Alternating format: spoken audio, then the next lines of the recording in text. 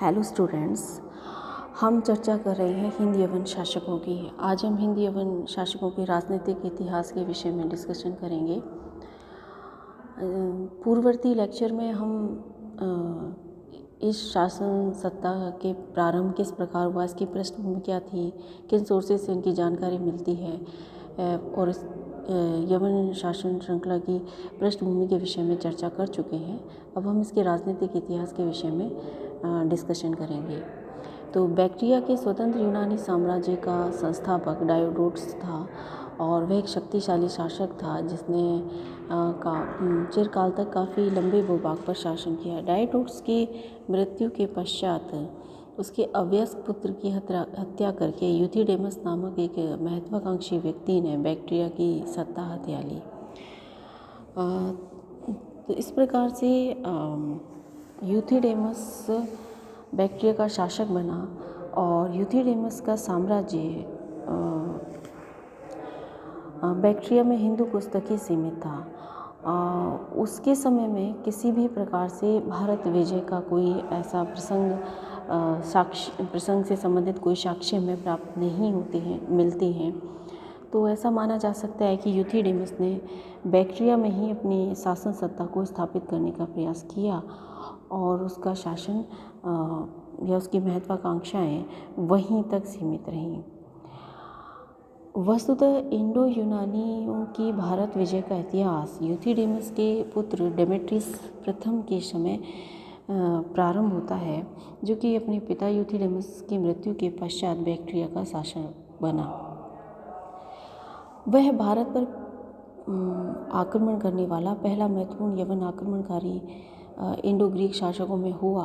वो एक महत्वाकांक्षी शासक था। उसने सबसे पहले बैक्ट्रिया में अपनी स्थिति को सुदृढ़ किया, अपनी शासन सत्ता को स्थिर बनाया और उसके पश्चात उसने अपनी महत्वाकांक्षाओं की पूर्ति के लिए भारत विजय की योजना बनाई।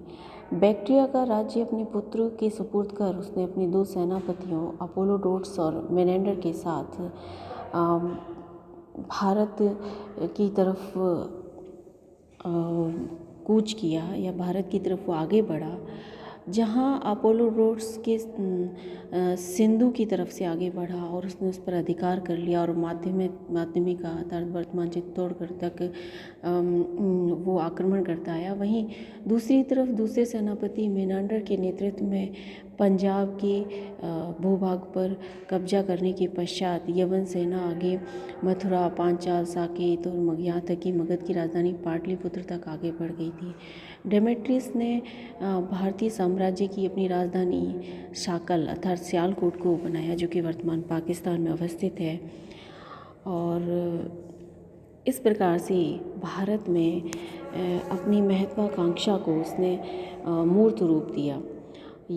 डेमेट्रियस ने न केवल साकल को अपनी राजधानी बनाया, अपितु उसने भारतीय राजाओं के समान उपाधि धारण की, अपने नाम पर सिक्के चलाए जिन पर यूनानी के साथ साथ खरोष्टी लिपि का व्यवहार किया गया। और इसके अतिरिक्त उसने अनेक प्रमुख नगरों की स्थापना की, जिसमें दत्तमित्री, यूथिडेमिया आदि प्रमुख थे। और यहाँ पर इन नगरों में यूनानियों को बसाकर वहाँ यूनानी सत्ता मजबूत करने का प्रयत्न किया गया। अनेक इतिहासकार ऐसा मानते हैं कि जो गार्गी संहिता महाभाष्य या महाभारत में जिस यवन आक्रमण का उल्लेख मिलता है, उसका संबंध निश्चित ही डेमेट्रियस प्रथम के समय किए गए आक्रमणों से रहा होगा और पुष्यमित्र शुंग के समय इस यवन प्रसार पर अंकुश लगाने का जो अंकुश लगाया गया या इनके प्रभाव और प्रसार को सीमित करने का प्रयत्न किया गया। तो जो संघर्ष हम शुंग शासनकाल में देखते हैं, तो बहुत से लोग मानते हैं कि वो डेमेट्रियस प्रथम के समय किया गया था। लेकिन डेमेट्रियस जिस समय अपनी महत्वाकांक्षाओं की पूर्ति के लिए भारतीय भूभाग में विजय करने में व्यस्त था, उसी समय बैक्ट्रिया में यूक्रिटाइडस के नेतृत्व में विद्रोह हुआ और इस विद्रोह की वजह से बैक्ट्रिया का राज्य उसके हाथों से चला गया और अब वो भारत के पंजाब और सिंध भूभाग का शासक बन गया।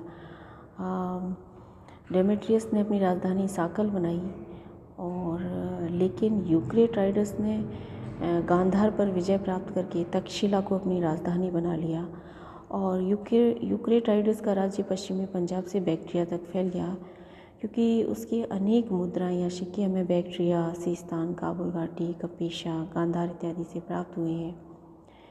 तो डेमेट्रियस के पश्चात भारत में यवनों की 2 शाखाओं के राज्य का उल्लेख मिलता है।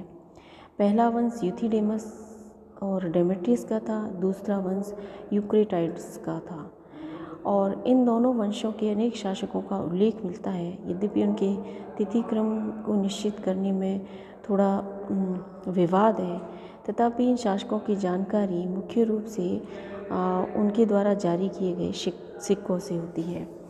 जहाँ तक हम यूथिडेमस वंश की जब बात करते हैं तो इसमें प्रमुख शासक हुए एपेलोडोट्स डेमेट्रियस के साथ में भारतीय अभियान पर आया था और इसके साथ ही अन्य प्रमुख शासक हैं मेनेंडर, स्ट्रैबो प्रथम, स्ट्रैबो द्वितीय। ये यूथिडेमस वंश के अनेक प्रमुख हिंदी यवन शासक हैं। एपेलोडोट्स का नामोल्लेख न केवल मेनेंडर के साथ हुआ है, अपितु अभी हमने पढ़ा कि डेमेट्रियस प्रथम के समय भारत का सिंध रीजन में भारत पर जो उन्होंने विजय अभियान चलाया और उसका सैन्य नेतृत्व एपेलोडोट्स ने ही किया था। इसके अतिरिक्त पेरिप्लस में भी उसका राज्य गांधार, पंजाब, सिंध इत्यादि क्षेत्रों में विस्तृत बतलाया गया है और पेरिप्लस ये भी कहता है कि एपेलोडोट्स के सिक्के मेनेंडर के सिक्कों के साथ बैरी गाजा के बाज़ारों में चलते थे। यद्यपि इन विवरणों की पुष्टि किया जाना आवश्यक है, लेकिन हम कह सकते हैं कि एपेलोडोट्स का अधिकार संभवतः पंजाब और पश्चिम उत्तर सीमा के भूभागों पर रहा होगा। इसके बाद जो प्रमुख शासक आते हैं यूथिडेमस वंश के, वो हैं मेनेंडर। मेनेंडर का नाम इंडो यूनानी शासकों में सबसे अधिक प्रसिद्ध है और जैसा हम पूर्व में चर्चा कर चुके हैं कि मेनेंडर भी डेमेट्रियस प्रथम के साथ ही भारतीय अभियान पर आया था और उसने न केवल पंजाब विजय की बल्कि मध्य भारत के अधिकांश भूभाग इवन पाटलिपुत्र की सीमा तक वो पहुंच गया था सफलतापूर्वक। तो ये बतलाता है कि मेनेंडर एक योग्य सेनानायक था और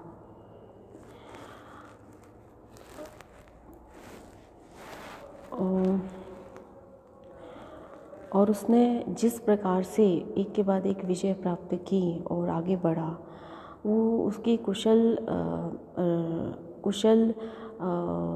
नायक होने का भी प्रमाण देते हैं। महायान बौद्ध ग्रंथ मिलिंद पन्हों में मेनेंडर के जीवन और उसके कार्यकलापों का वर्णन किया गया है। इस ग्रंथ में मेनेंडर और बौद्ध आचार्य नागसेन के बीच हुए प्रश्नोत्तर और वार्तालाप की चर्चा है। तो मिलिंद की बौद्ध धर्म में अभिरुचि और इससे पता चलता है तत्कालीन सांस्कृतिक जीवन। इसके अतिरिक्त क्षेमेंद्र की अवदान कल्पलता में भी यवन शासक का उल्लेख है। मेनेंडर के सिक्के हमें काबुल से लेकर मथुरा बुंदेलखंड तक प्राप्त होते हैं। तो इससे पता चलता है कि मेनेंडर का जो साम्राज्य था वो काफ़ी विस्तृत रहा होगा और न केवल विस्तृत रहा होगा बल्कि वो एक सफल सेनानायक और सफल शासक भी रहा होगा। मेनेंडर ने भी अपनी राजधानी साकल या सियालकोट को ही बनाया और शासक बनने के बाद अपने राज्य का विस्तार किया। स्ट्रैबो भी उसके विजय अभियानों का उल्लेख करते हैं और पेरिप्लस का भी यही उल्लेख है कि मेनेंडर के सिक्के भड़ौच में या बैरीगाजा में चलते थे। हालांकि इन प्रमाणों को पुष्ट की जाने की आवश्यकता है, लेकिन हम कह सकते हैं कि मेनेंडर के अधीन काबुल घाटी, भारत की पश्चिम उत्तर सीमा, पंजाब, सिंध, राजपूताना, आधुनिक उत्तर प्रदेश के भूभाग सम्मिलित थे। मेनेंडर न केवल एक योग्य सेनानायक था बल्कि बौद्ध धर्म में उसकी गहरी अभिरुचि थी और वो संभवतः एक बौद्ध भी बन गया था। मिलिंद पन्हु में उसको अशोक के समान बौद्ध धर्म का अनुयायी बतलाया गया है। प्लूटार्क ने उसकी न्यायप्रियता की प्रशंसा की है और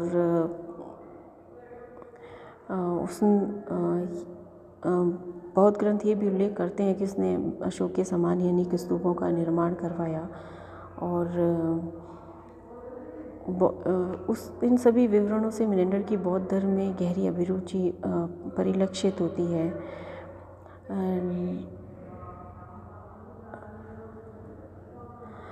मिलिंद पन्हु के विवरण के अतिरिक्त उसके सिक्कों पर धर्मचक्र, हाथी का चित्र, धम्मिकश जैसे शब्दों का उल्लेख मिलता है जो बौद्ध धर्म के प्रति उसकी व्यक्तिगत अनुराग और निष्ठा को प्रकट करते हैं। मिनेंडर एक महान दार्शनिक भी था जो कि मिलिंद पन्हु में जो वार्तालाप और जो प्रश्न उत्तर हैं वो इसको स्पष्ट करते हैं। उसके समय में उसकी राजधानी सियालकोट धर्म, कला और व्यापार का प्रमुख केंद्र बन गई थी। वो एक महान शासक था जिसने अपने राज्य को काफ़ी विस्तार प्रदान किया, बल्कि न और एक शांति और स्थिरता प्रदान की, बल्कि एक सांस्कृतिक विकास भी प्रदान किया। तो मिनेंडर निश्चित रूप से हिंद यवन शासकों में सबसे अधिक